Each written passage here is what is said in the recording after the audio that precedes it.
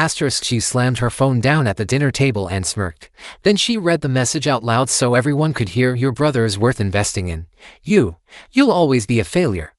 My father had sent it. My chest went cold. My entire family laughed. That one moment burned into me like acid. I'm Nathan, 24, from a small town outside Columbus. My family has always worshipped my older brother, Tyler.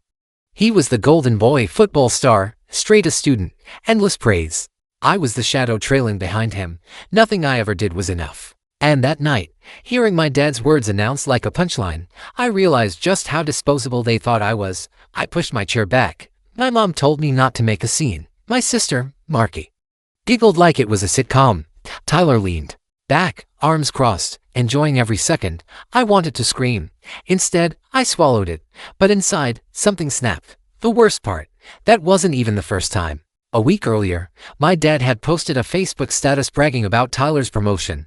At the same time, I had just landed my first real job after months of searching. Not a word about it. No congratulations, just silence. I used to convince myself I was imagining things, that maybe I was too sensitive, but the truth kept slapping me in the face. Like when Tyler got a new truck for graduating college, while I had to take the bus every day. Or when my mom accidentally left me off the Christmas photo she mailed to relatives. Accidentally, right. That dinner, though, was different. It wasn't just favoritism. It was cruelty. They wanted me to hear it. They wanted me to break. Remember staring at my plate, gripping the fork so tight my hand shook. Tyler whispered, "Don't take it personally, Nate. Dad just calls it like he sees it." His voice dripped smugness. I almost drove the fork into the table. Instead, I stood up and left without saying a word. Outside, the night air was freezing, but I barely felt it. My head buzzed. I walked to my beat-up Honda, sat there, and just stared at the steering wheel. I thought about every time they had cut me down, every humiliation, every dismissal. And for the first time, I didn't just feel hurt, I felt dangerous. That next morning, I decided to disappear for a while. I called into work, told them I needed a few days. Then I drove 2 hours to Cleveland to stay with my friend Derek. He's the only person who's ever had my back. When I told him what happened, he didn't laugh. He didn't tell me to toughen up. He said, "Man, that's toxic. You gotta make them choke on their own medicine." At first, I thought he meant ignore them, move on. But Derek had another idea. Think about it, he said. They think you're nothing. Prove them wrong. Not by begging for their approval, but by hitting where it hurts. It sounded dramatic, but the more I thought about it, the more it made sense. I had spent my whole life trying to win them over. What did that get me? Mockery, betrayal, maybe. It was time to flip the script. The next week, I went back home. My mom barely looked up from her phone. Tyler greeted me like nothing had happened. My dad didn't even acknowledge me, but I wasn't the same. I had a plan. It started small.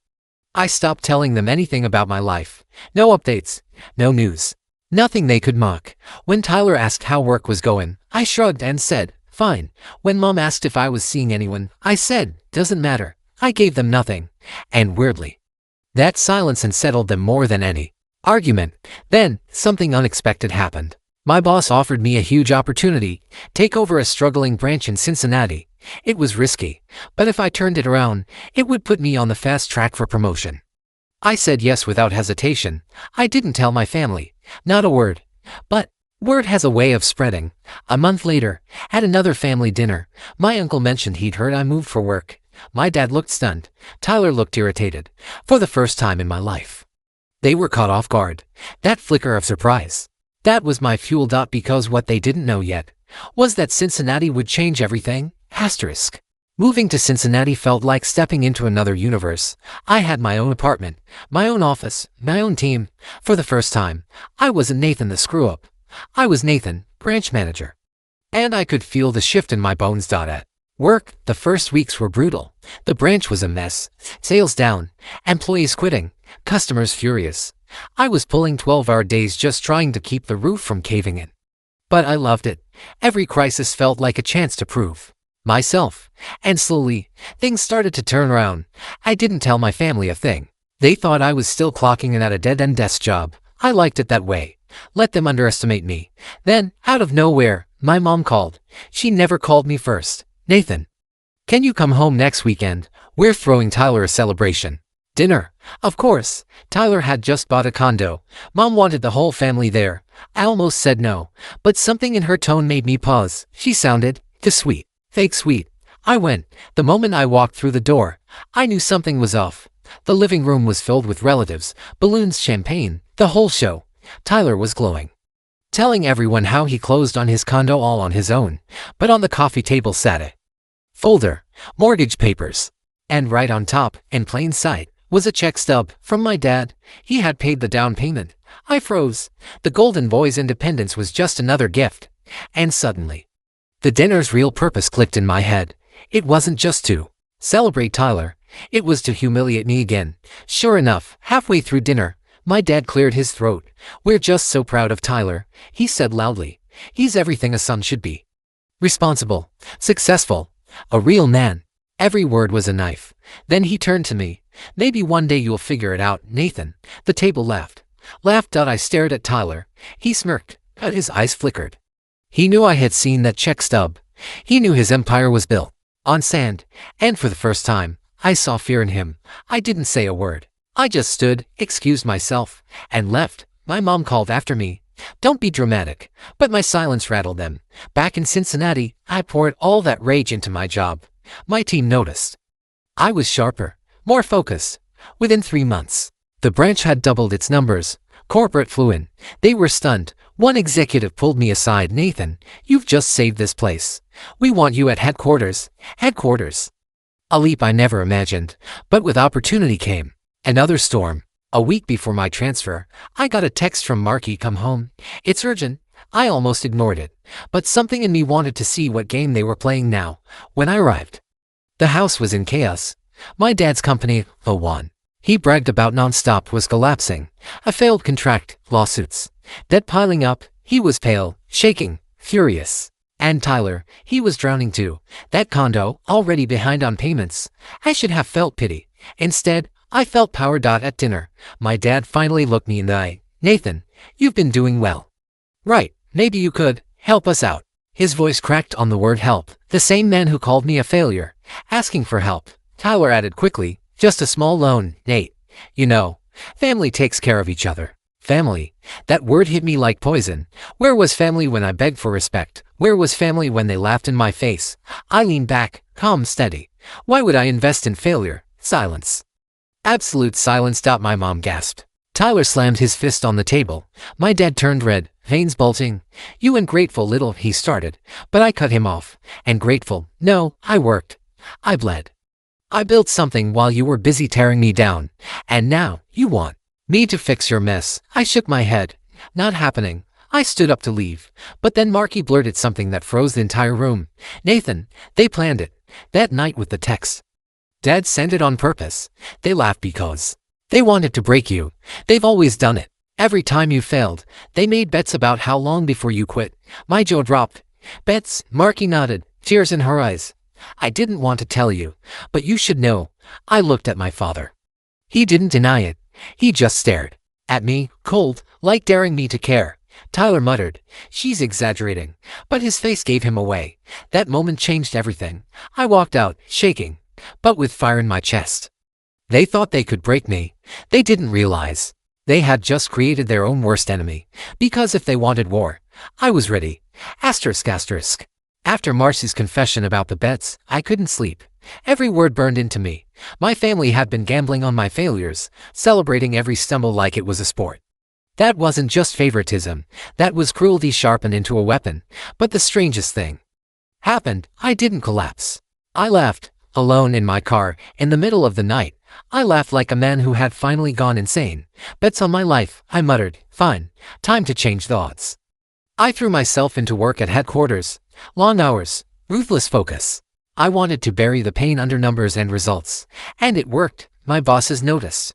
Promotions started to look less like a dream and more like an inevitability. That's when the sabotage began. It started with a phone call from HR. Someone had filed an anonymous complaint accusing me of falsifying sales numbers. My stomach dropped. If they believed it, I was finished. I met with HR, shaking, ready to defend myself. But when they showed me the evidence, I almost choked. It was a screenshot of an Excel sheet, a clumsy fake, with my name spelled Wrong. I knew instantly who was behind it. Tyler. He had always been tech stupid. The kind of guy who thought CCing an email meant cute comment. That spelling mistake was his signature. I shut the complaint down with proof, but my anger boiled. They were trying to drag me under. Then came the second strike. A client meeting, high stakes, where I was set to present. Right as I pulled up my PowerPoint, the slides went haywire. Offensive images, nonsense text, total chaos. The room gasped. My boss's face turned pale. My career flashed before my eyes. But then I spotted it, the file name in the corner, Tywin.pptx. Tyler's smug nickname. He thought he was clever. I wanted to flip the table. Instead, I improvised, turned the disaster into a joke, and still landed the client. My boss later said, "You handled that better than anyone I've seen." Inside, I was seething. My family wasn't just toxic anymore. They were active enemies. And then came the nuclear strike. One morning, I walked into my office, and to federal agents were waiting. My blood froze. Fraud investigation. My father's company had collapsed deeper into debt, and somehow my name was on a list of associated partners. What? I stammered. I had nothing to do with his company. But they showed me paperwork tying me to a shell account. Signatures. Transfers. My identity had been used. It was my dad. It had to be. He was trying to take me down with him. I spent hours clearing my name. Lawyers, documents, witnesses. It drained me, but I clawed my way out, barely intact. When I finally stumbled home, exhausted, I collapsed on my couch and whispered, "They won't stop until I'm destroyed." But then, like a cruel joke, the phone rang. It was Mom. Her voice syrupy, fake as ever. "Nathan, sweetheart. We were hoping you could come to a little get-together. Just family." I almost laughed in her face. "Why? So you can toast to my obituary," she sighed. "Don't be dramatic. It's just dinner. And bring a guest if you want." Something about her tone made my skin crawl, but curiosity pulled me in. I said yes. The dinner turned out to be a trap. When I walked into their house, I saw relatives lined up like it was a courtroom. At the head of the table was Tyler, smirking, and my dad beside him, hands clasped like a king ready to pass judgment. My mom gestured at a chair. "Sit." I sat. Jaw tight. My dad cleared his throat. "Nathan, we've been discussing. Your behavior has been unacceptable, disrespectful, and grateful, and frankly, embarrassing to this family." Tyler chimed in, smug as ever. "You think you're better than us now, running around in your little suit. Please, we know the truth." I tilted my head. "Do you? Because last I checked, your condo's 2 months behind on payments." His face twitched. "Good." Then Dad slid a folder across the table. I opened it and nearly exploded. Inside were doctored photos, fake messages, all painting me as a thief who had embezzled money from my job. "This," Dad said, "is what we'll send to your company unless you help us. 100,000 should do." I couldn't breathe. They weren't just sabotaging me. They were blackmailing me. I looked around the table. My mom's lips tight. Tyler grinning like a hyena. Relatives whispering, waiting for me to fold. And then Marcy's eyes met mine, wide, terrified. She mouthed one word, "Run." My chest pounded. My brain screamed. I shoved the folder back across the table. "You really think I'll play your game?" I said, my voice low, shaking with fury. "No, you've made one mistake too many." I stood. Tyler jumped up, shouting, "Sit down." But I was already walking out, heart racing, vision tunneling. That night, as I drove back to Cincinnati, a decision formed in my mind. They wanted war. They just declared it. No more silence. No more retreat. It was time to strike back. And this time, they wouldn't see it coming. Asterisk, asterisk, asterisk. Driving back that night, my hands gripped the wheel so tight I thought it might snap. Blackmail. From my own family. $100,000 or they'd torch my career with lies. I didn't cry. I didn't rage. I planned. They wanted to gamble. On my failure, fine. I'd make them choke on the payout. The next week, I pulled strings at headquarters. I pitched an idea, a live-stream town hall showcasing our turnaround in Cincinnati. Executives loved it. Hundreds of employees, clients, and media would be there, cameras rolling. A chance to show off. And, most importantly, I made sure to invite my family. They thought it was a peace offering. My mom gushed over the phone, "Nathan, that's so thoughtful. We'll be there front row." My dad's voice carried smugness. "Finally, you're showing respect," Tyler added. "Hope you don't embarrass yourself." They had no clue. The day came. A ballroom packed with people. Lights, microphones, cameras everywhere. My family sat right up front, dressed like they owned the place. I felt my chest tighten, but then I saw her. Harper. Sharp. No-nonsense corporate lawyer our company had just hired. She had helped me clear my name during the fraud investigation. When I told her the blackmail story, she didn't hesitate. If they're stupid enough to try that, let's end it. Publicly, she stood in the wings, arms crossed. Ready. I walked on stage. Applause erupted. My dad grinned like he had trained me for this. Tyler smirked, whispering to an end. I launched into the presentation. Success numbers. Turnaround stats. Clients clapping. My bosses nodding. My family shifted in their seats, visibly annoyed that I looked competent. But I wasn't finished. At the climax, I paused. Before I continue, I said, voice steady, I need to address something personal. The room went quiet. I pulled a folder from under the podium, the same folder my father had handed me, full of fake embezzlement documents. My mom stiffened. Tyler's smirk vanished. My dad froze. These papers, I said, holding them up, were given to me last week by my own family. They planned to blackmail me, demanding money, or else they'd destroy my career with fabricated evidence.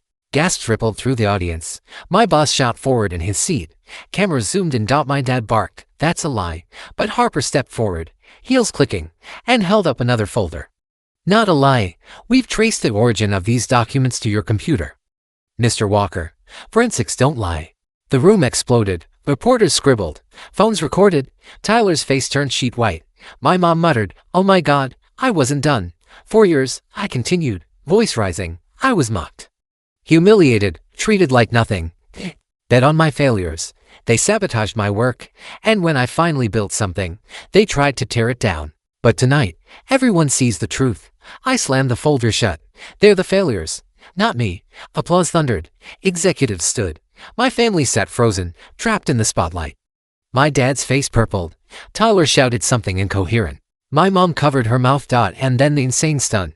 I turned to the big screen behind me. Harper gave a subtle nod. The projection changed, and up came recordings. Audio clips Marky had secretly sent me.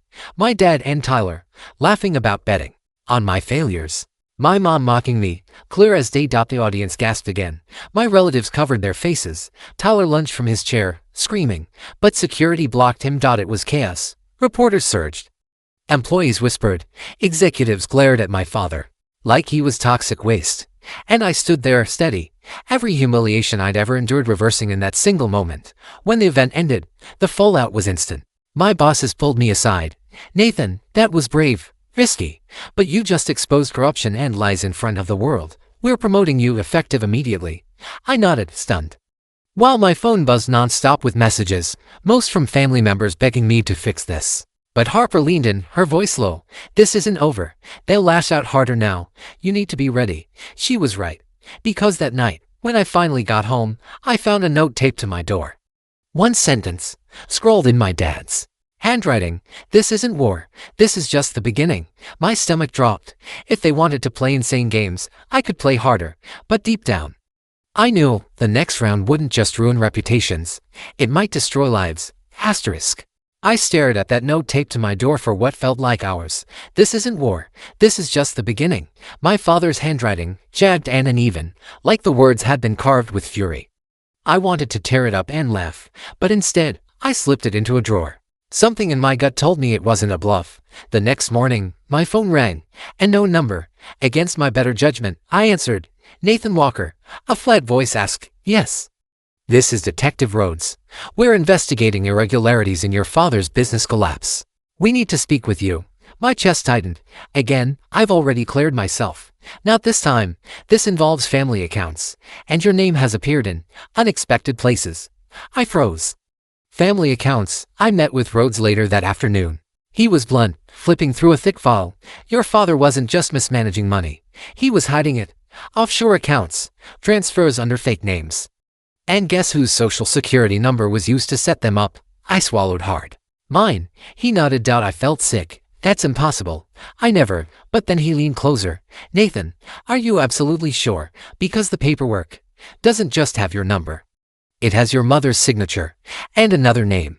I frowned. What name? He flipped the page. Marky Walker. I nearly fell out of my chair. My sister, sweet, timid Marky, who had warned me at the blackmail dinner. Her signature was on wire transfers worth hundreds of thousands. I shook my head. No, she wouldn't, she couldn't. Rhodes closed the file. Maybe she didn't know. Maybe she did. But either way, your family's been using you as a shield. And if this blows up, you'll all go down together. My world tilted. I left the station with my mind spinning. Had Marky betrayed me too? Or had they dragged her into their schemes just like they'd dragged me into their war? That night, I called her. My voice shook. Marky, why is your name on Dad's accounts? Silence. Then a whisper, you weren't supposed to find out. My stomach dropped. So it's true. Her voice cracked. Nathan, I had no choice. Dad threatened me. He said if I didn't sign, he'd cut me off. Ruin me. And Tyler, he told me they were using your name because no one would ever believe you were capable of making that much money. They called it the perfect cover. I clenched my fists so hard my nails dug into my palms. They've been laundering money. Through me. Marky sobbed. I tried to protect you. That's why I told you about the bets. That's why I warned you at dinner. But it's worse than you know. Dad's not just desperate. He's dangerous. And he told me something last week that I can't get out of my head. What? Her voice dropped to a whisper. He said you weren't supposed to be born. That Mom didn't want you. That's why they've always treated you like you were less. You were the mistake. Tyler was the plan. You were the accident. They are left my lungs. My own existence reduced to a punchline. Marky. I whispered, my voice breaking. Why? Are you telling me this now? Because, she said, sobbing, Dad's planning something bigger. He said if you don't give him the money, he'll make sure you disappear. And I think he means it. I staggered back, hand gripping the wall. My father, the man who raised me, who mocked me, who gambled on my failures, was now threatening my life. That night, I didn't sleep. Every shadow looked like him. Every sound outside my window made my heart pound. But under the fear, something else grew. Rage. He called me a mistake. He thought he could erase me. No, not anymore. The next morning, I met with Harper. I told her everything that counts. Marky, the threat. She didn't flinch. She simply said, then it's time we end this. Publicly, legally, completely. We drafted a plan. If my father wanted to gamble with lives, then I'd raise the stakes so high, he'd lose everything in one final, catastrophic blow. And this time, the whole world would be watching. Asterisk. The day of my father's grand return was announced like a circus. He booked the ballroom of the same country club where he used to flaunt his money. The invites went out to every client, every investor, every so-called friend he wanted. To prove he still had power, what he didn't know was that Harper and I had worked quietly with Detective Rhodes for weeks. Every file, every offshore transfer, every signature all neatly tied together. And that night, it would all unravel. I walked into the ballroom dressed in black. My father spotted me instantly, his smug grin flashing like he'd already won. Look who showed up, he sneered. The mistake finally crawled back. I said nothing. I just nodded at Harper, standing near the projector. The dinner started with speeches. Tyler puffed his chest and bragged about his brilliant business strategies. My mother simpered beside him, pretending everything wasn't falling apart. My father waited until the end, savoring the spotlight. He raised his glass. For those who doubted me, tonight is proof you can't keep a walker down. I stood. My voice cut through the room. You're right. A walker can't be kept down. Not when he's the one dragging everyone else into the mud. The room went silent. My father's eyes narrowed. What are you babbling about? I nodded at Harper. She dimmed the lights. The projector hummed to life. Page after page of documents flashed across the screen. Bank transfers, signatures, account numbers. My name, Marcy's name, offshore accounts, fake loans. Gasps filled the room. Whispers turned to shouts. My father's face drained of color. You used me, I said, my voice shaking with fury. You stole my identity. You made Marky sign false papers. You ruined your own empire. And you tried to blame it all on your mistake, son. People were on their feet, phones out, recording everything. My father slammed his fist on the table. Lies, all of it. But then Harper clicked again. Up came a video. It was Marky, tearfully confessing. Recorded days earlier. She admitted the truth. How Dad forced her. How he threatened her. How he'd said I was never supposed to be born. Room erupted. Tyler shouted, turn it off. But it was too late. Security was already moving in. Detective Rhodes himself stepped forward, badge gleaming. Frank Walker, you're under arrest for fraud, identity theft, and money laundering. The guests gasped. My father's face twisted in rage. He lunged at me across the table, spit flying. You ungrateful little accident. I should have ended you before you ruined us all. But before he could reach me, security tackled him. His voice echoed through the hall as they dragged him away, cursing, foaming, shouting that I was nothing. I just stood there, silent, breathing, for the first time, not shaking. The room's attention turned to me. A man who had been mocked as nothing was now the one standing tall, while the great Frank Walker was dragged out in handcuffs. People whispered my name. Some clapped. Some stared in shock. But I didn't need their approval. This wasn't about revenge anymore. It was survival. It was truth. When it was over, Marky found me outside. Her eyes were red, but she smiled weakly. You did it. No, I said quietly. We did it. You spoke up. You gave me the strength. For once, she didn't look like the shadow of the family. She looked free. As for my mother, she disappeared into the night, refusing to look me in the eye. Tyler stormed off, his precious reputation in flames. Their empire was gone. Their legacy turned to ash. And me, I walked away from that ballroom lighter than I had ever felt. The label mistake had been burned to the ground in front of the world. Weeks later, headlines blared, "His disgraced businessman arrested in shocking family fraud scheme." Videos of his arrest went viral. Investors who once worshipped him now spit his name like poison. I never saw my father again, but I didn't need to. His downfall was complete. The real twist. That accident he always hated, that unwanted mistake. I became the one thing he never thought possible, the last walker standing. And that, I realized, was the sweetest revenge of all. Asterisk. That's the end of today's story. Did things turn out the way you thought? Or were there some surprises along the way? Share your thoughts in the comments. I'd love to hear what you think. If you enjoyed this journey, don't forget to hit the like button. And if you haven't joined the community yet, now's the perfect time. Subscribe and turn on notifications so you're always the first to catch new stories. Thanks for watching. And I'll see you in the next adventure. Asterisk.